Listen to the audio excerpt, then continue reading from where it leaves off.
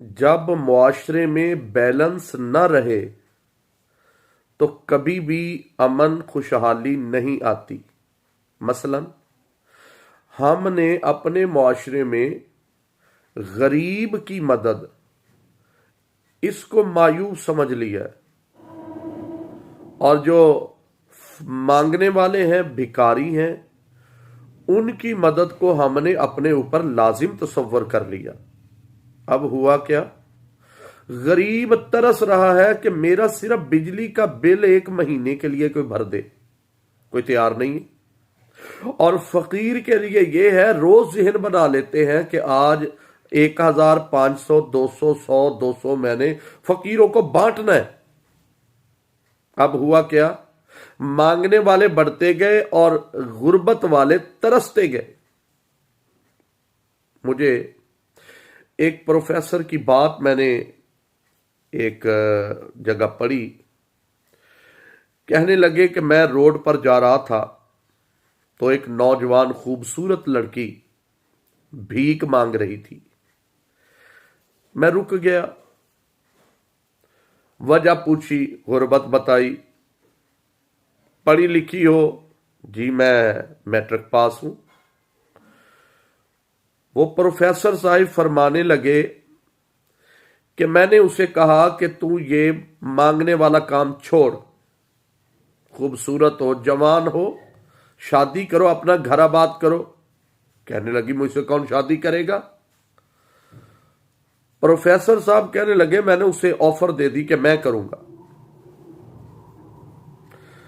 लड़की कहती है कि मैं अपने वालिद से मशवरा करके फिर बताती हूं। वालिद आ गया, मशवरा हुआ। उसके बाप ने कहा देखो भाई बात यह है प्रोफेसर साहब, मेरी बच्ची भीख मांगती रही है, आप ठहरे बड़े घर के शहजादे, तो जाहिर है आपके साथ एडजस्टमेंट करने के लिए लेवल को बराबर करना पड़ेगा।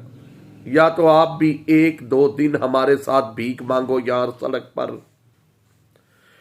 फिर आप कम अज कम इसको ताना देने के काबिल नहीं रहेंगे कि तू भीख मांगती थी। वो भी कह सकती है कि तूने भी तो ये काम किया। प्रोफेसर साहब ने चारों नाचार ये ऑफर कबूल कर ली।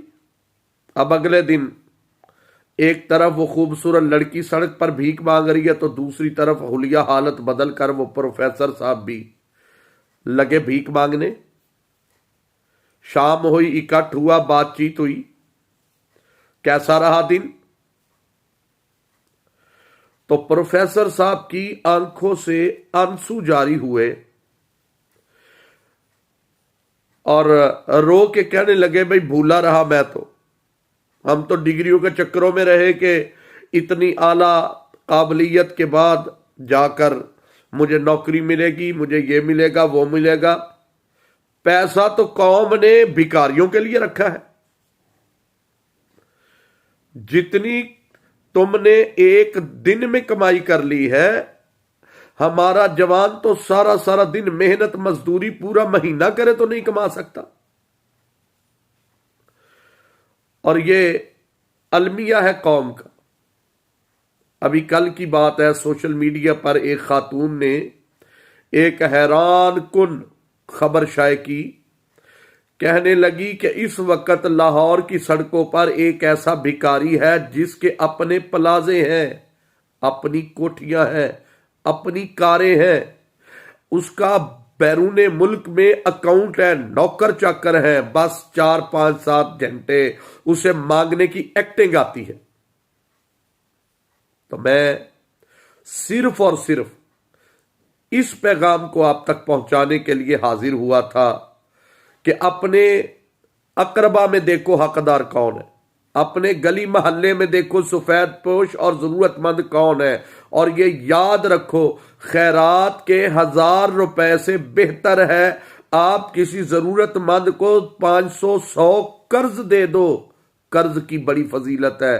कर्ज हमेशा जरूरत में और गैरतमंद और इंतहाई मजबूर लोगों की जरूरत होती है। इस अमल को अपने मुआशरे में नाफिज करें, इंशाअल्लाह इसकी बरकत होगी।